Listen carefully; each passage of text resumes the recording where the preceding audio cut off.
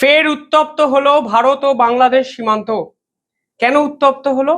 কারণ বিএসএফ যখন চিকেন স্নেকের কাছে শিলিগুড়ি করিডোর সীমান্তবর্তী এলাকায় কাঁটাতার দেওয়ার কাজকে সম্পূর্ণ করতে যায়, ঠিক তখন বাংলাদেশিরা বিএসএফ কে লক্ষ্য করে পাথর ছোড়ে।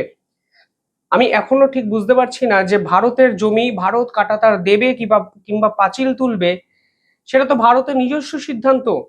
সেখানে বাংলাদেশিদের বোঝার কি আছে? এবং এই ঘটনা ঘটার পর বিএসএফ এর উচিত ছিল তৎক্ষণাৎ গুলি চালানো, কিন্তু বিএসএফ অত্যন্ত সংযমী আচরণ কিন্তু করেছে।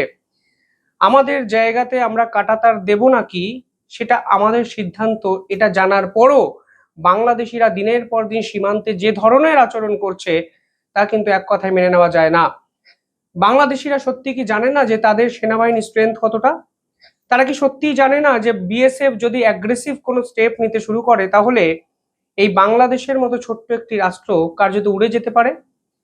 এত কিছু জানার পরেও আজকে শিলিগুড়ি সীমান্তের কাছে একদম চিকেন স্নেকের কাছাকাছি একটি জায়গায় বিএসএফ কে লক্ষ্য করে পাথর ছোড়া হলো।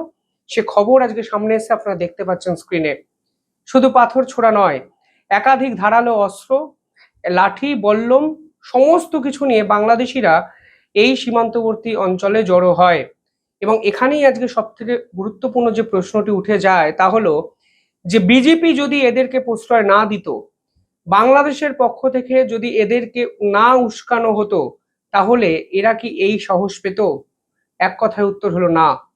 অর্থাৎ এই ধরনের আচরণের পিছনে নিঃসন্দেহে বিজেপি এবং বাংলাদেশের সরকারের কিন্তু সরাসরি যোগ আছে, তা কিন্তু ভারত স্পষ্ট জানে এবং ভারত বুঝেছে। বিএসএফ কে লক্ষ্য করে পাথর যদি ছোড়া হয় তাহলে ভারতীয়রা কি মেনে নেবে? আজকে 16 কোটি বাংলাদেশির বিপক্ষে যদি 130 কোটি 40 কোটি ভারতীয় যদি জড়ো হয়, তাহলে এই বাংলাদেশের মতো রাষ্ট্র কি করবে? বিষয়গুলো অবাস্তব শোনালেও বিএসএফ কে লক্ষ্য করে বাংলাদেশিরা পাথর ছুটছে, এটাও তো কত বড় অবাস্তব কাজকর্ম, তা হয়তো আন্তর্জাতিক স্তর এবার বুঝতে পারছে। এই ঘটনার পর বিদেশ মন্ত্রকের পক্ষ থেকে একটি প্রেস কনফারেন্স করা হলো। সেখানে বিদেশ মন্ত্রক পরিষ্কার বলে দিল যে কোনো অবস্থাতেই কাঁটাতার দেওয়ার কাজ থামবে না।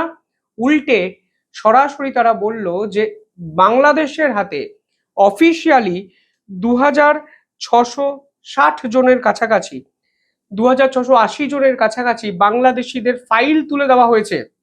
অর্থাৎ যে বাংলাদেশ দিনের পর দিন সীমান্তে কাঁটাতার দেওয়াকে কেন্দ্র করে বিরোধ সৃষ্টি করেছে, সেই বাংলাদেশের হাতেই বলটা ঠেলে দেওয়া হলো এবং বলা হলো, নাও ভাই, তোমাদের 2700 জনের লিস্ট আমরা দিলাম, তোমরা কি করবে আমরা আমাদের জানাও।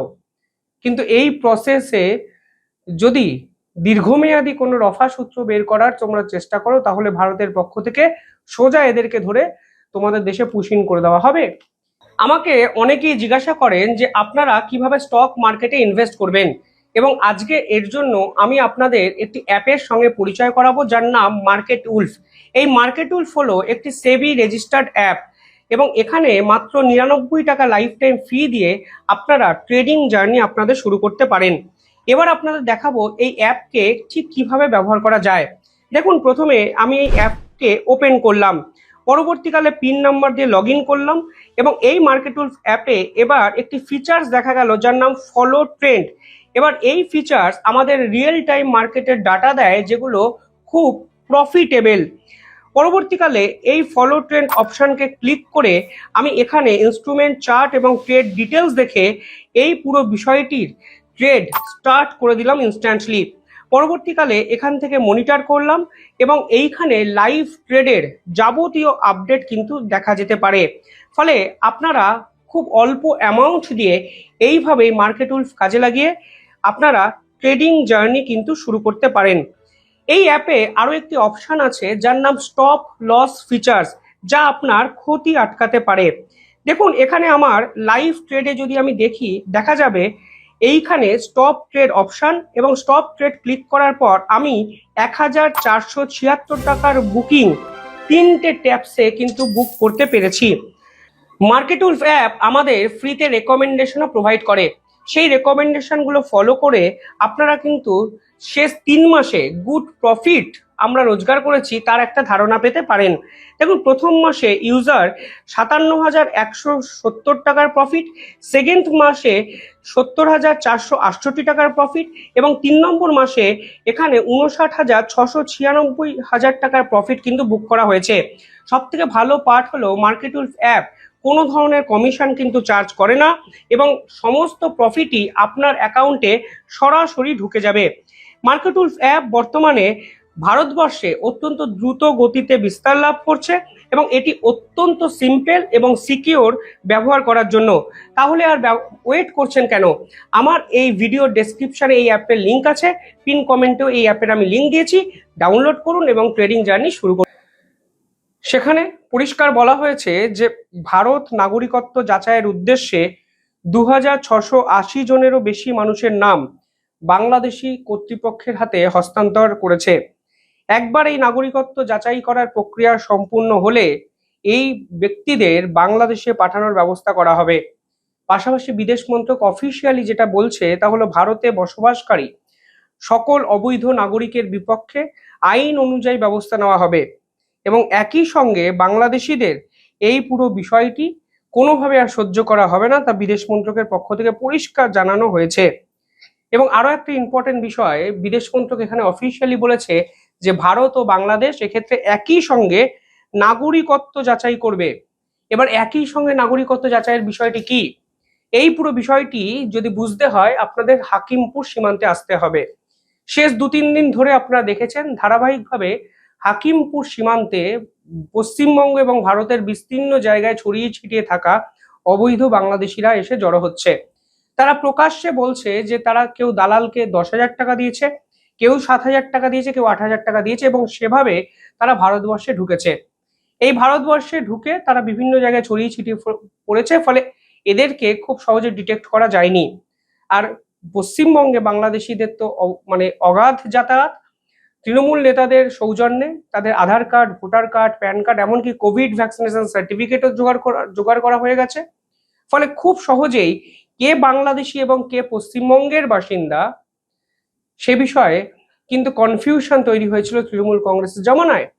কিন্তু বিজেপি ক্ষমতায় এসে এই অবৈধ বাংলাদেশিদের একঘরে করার কাজ শুরু করে এবং সরাসরি বলা হয় ডিটেক্ট, ডিলিট এবং ডিপোর্ট, অর্থাৎ এদেরকে ধরো, আইনের আশ্রয় নিয়ে আইন অনুযায়ী তাদেরকে বাংলাদেশে পুশিন করে দাও। এই কর্মকাণ্ড শুরু হওয়ার পর আতঙ্কে ভোগে বাংলাদেশিরা। হাকিমপুর সীমান্তে একে একে বাংলাদেশিরা এসে জড়ো হয়।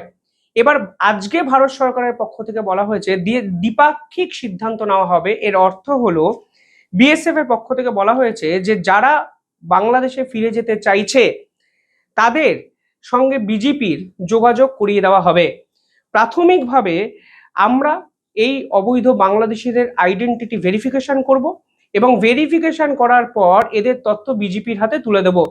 বিজেপির পক্ষ থেকে এদের তথ্য ডবল চেক করা হবে, অর্থাৎ ক্রস ভেরিফিকেশন করা হবে এবং বিজেপি 100% নিশ্চিত হওয়ার পরেই তাদেরকে বাংলাদেশে ঢুকিয়ে দেওয়া হবে এবং ভারতের এতে কোনো আপত্তি নেই, কারণ এরা নিজেরাই বলছে বাংলাদেশি, এরা নিজেরাই জেলে যাওয়ার ভয়ে বাংলাদেশ সীমান্তে এসে জড়ো হয়েছে।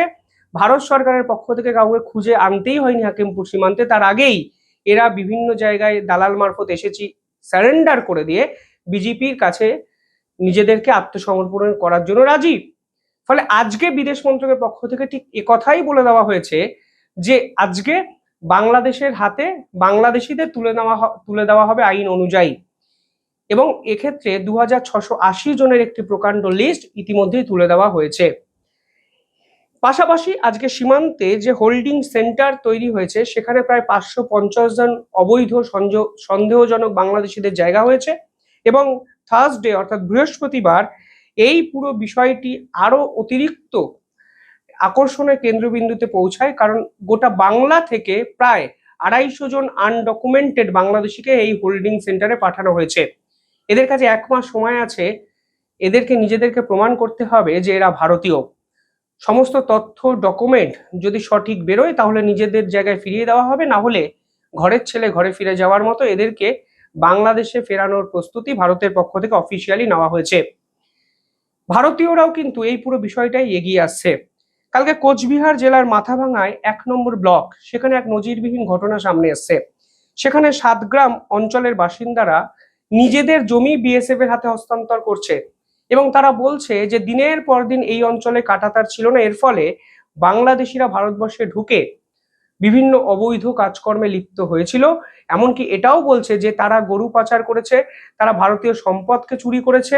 ফলে আমাদের সিকিউরিটি কনসার্নিং ইস্যুতে এক বড় সড় সংশয় তৈরি হয়েছিল, কারণ এই অঞ্চলে কাঁটাতার দেওয়া ছিল না। ফলে এই অঞ্চলে এখন কাঁটাতার দেওয়া হোক, শুভেন্দু অধিকারীর বিজেপি বা সরকার অত্যন্ত ভালো সিদ্ধান্ত নিয়েছে এবং ভালো সিদ্ধান্ত নিয়েছে বলেই আমরা নিজেদের জমি ভলেন্টিয়ারি বিএসএফ এর হাতে তুলে দিচ্ছি এবং সেই তথ্য কালকে আমাদের সামনে এসেছে। ফলে যখন একটি সরকার সুরক্ষার জন্য, জাতীয় সুরক্ষার জন্য এই ধরনের সিদ্ধান্ত নেয়, তখন আপামর জনগণ যে স্বতঃস্ফূর্তভাবে এইভাবে এগিয়ে আসে তারই কিন্তু নিদর্শন সীমান্তবর্তী অঞ্চলে আমরা ধারাবাহিকভাবে দেখতে পাচ্ছি। ইতিমধ্যেই 27 কিলোমিটার জমি বিএসএফ এর হাতে হস্তান্তর করা হয়ে গেছে, যার মধ্যে 18 কিলোমিটার জায়গায় কাঁটাতার দেওয়া হচ্ছে এবং 9 কিলোমিটার জায়গায় ফাঁড়ি এবং একাধিক পরিকাঠামো তৈরি করা হবে বিএসএফ এর পক্ষ থেকে। এই পুরো বিষয়টা নিয়ে বাংলাদেশ সরকার নোংরা রাজনীতি করতেও শুরু করে দিয়েছে। কাঁটাতার দেওয়াকে কেন্দ্র করে বিএসএফ কিছুদিন আগেই গুলি চালাতে বাধ্য হয় এবং সেই গুলিতে দুজন চোরা চালানকারী, যার নাম মোহাম্মদ মুরসালিন যার বয়স 20 এবং নবীর হোসেন যার বয়স 50, এরা নিহত হন। বিএসএফ পরিষ্কার বলেছে যে এই অনুপ্রবেশকারী ইস্যু যদি বিজেপি না থামায় তাহলে আমরা জাতীয় সুরক্ষার জন্য গুলি চালাবো। কালকে বাংলাদেশে এই দুই ব্যক্তির বাড়িতে পৌঁছে যায় জামাতের নেতারা। ঈদের দিনকে তারা বেছে নেয় এবং আন্তর্জাতিক মিডিয়া মানে আল জাজিরা, বিবিসির মতো পত্রপত্রিকা তো বসেই থাকে এই ধরনের খবর করার জন্য এবং ভারত বিরোধিতার এই আগুনটাকে আরো উস্কে দেওয়ার জন্য আন্তর্জাতিক মিডিয়ার শরণাপন্ন এই জামাতের নেতারা হয় এবং এই পুরো ঘটনাগুলোকে আন্তর্জাতিককরণ করার চেষ্টা বাংলাদেশের পক্ষ থেকে ফের করা হচ্ছে। তা কালকের এই ঘটনায় কিন্তু ফের একবার স্পষ্ট হয়ে গেল।